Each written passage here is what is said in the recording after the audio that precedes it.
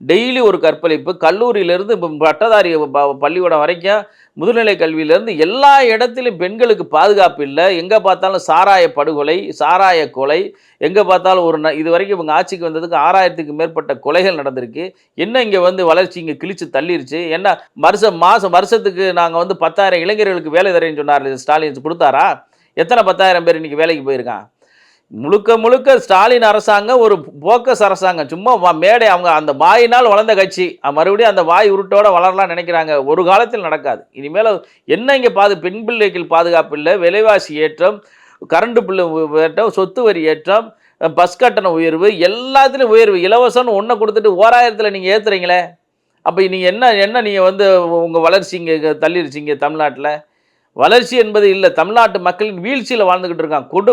கடும் கோவத்துல இருக்கான். இன்னும் இருண்ட தமிழகம். இப்ப வந்து பவர் கட் எங்க பார்த்தாலும் மின்சார கட்டு. மின்சார கட்டு நீங்க போடுற இவ்வளவு பணம் வருதுன்னு கேள்வி கேட்க முடியல. காசு ஏன் இவ்வளவு வரி போடுறீங்கன்னு கேட்டா கேள்வி கேட்க முடியல. யார்ட்ட போய் யார்ட்ட பேசணும்னு தெரியல. சர்வாதிகார ஆட்சி நடந்துகிட்டு இருக்கீங்க. இன்ன வரைக்கும் அந்த சார் யாருன்னு தெரியல.